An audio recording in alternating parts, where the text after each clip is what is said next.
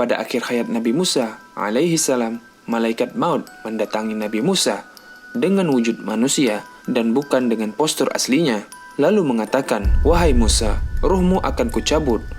Lalu Nabi Musa marah kepadanya dan menamparnya hingga matanya tercungkil. Malaikat maut bergegas kembali kepada Allah, lalu berkata kepada Allah, "Ya Allah, Engkau mengutusku kepada hamba-Mu yang tidak menginginkan kematian."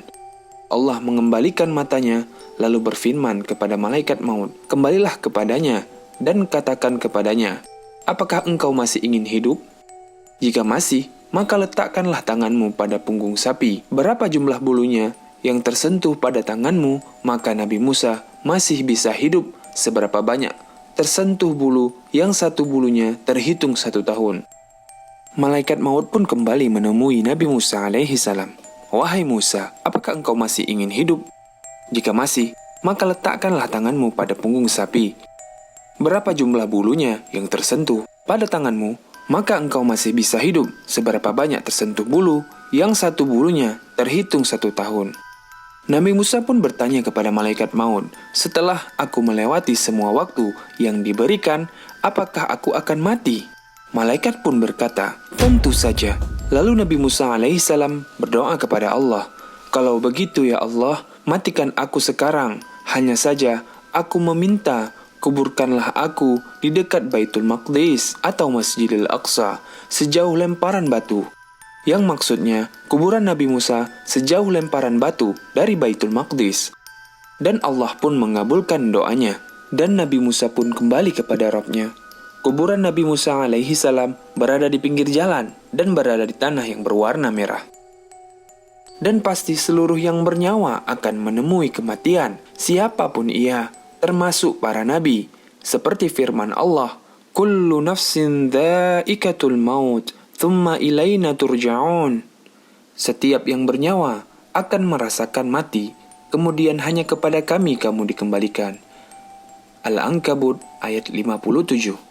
Dan kematian itu juga berlaku bagi Nabi kita Muhammad sallallahu alaihi wasallam, seperti yang tertera pada firman Allah, "Innaka mayyitun wa innahum mayyitun."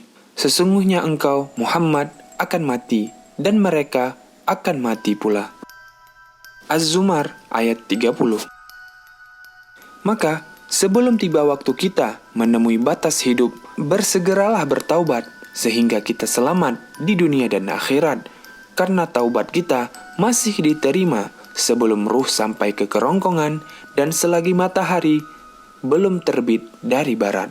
Kisah ini termaktum dalam hadis Nabi Shallallahu Alaihi Wasallam, yang artinya hadis sahih dari Abu Hurairah radhiyallahu anhu. Rasulullah Shallallahu Alaihi Wasallam bersabda, "Malaikat maut datang kepada Nabi Musa lalu berkata kepadanya, 'Penuhilah panggilan Rabb-Mu.' Lalu Nabi Shallallahu Alaihi Wasallam bersabda, maka Musa alaihi salam menampar mata malaikat maut, lalu mencungkilnya.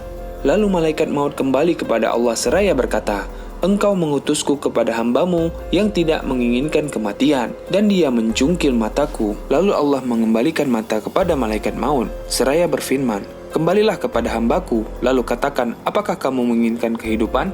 Jika kamu menginginkan kehidupan, maka letakkanlah tanganmu di atas punggung sapi. Lalu dari bulunya yang menempel pada tanganmu, maka kamu akan hidup 1 tahun dengannya, setiap helai bulu tersebut." Musa bertanya, "Kemudian setelah itu apa?" Maka malaikat maut menjawab, "Kemudian kamu akan mati. Kalau begitu, sekarang saja, wahai Rabbku, matikanlah aku di tanah yang disucikan sepanjang lemparan batu." Rasulullah Shallallahu Alaihi Wasallam bersabda, "Demi Allah, sekiranya aku di sisinya, niscaya akan kuperlihatkan kuburannya kepada kalian, berada di samping jalan, di sisi Bukit Merah." Hadis riwayat Bukhari dan Muslim.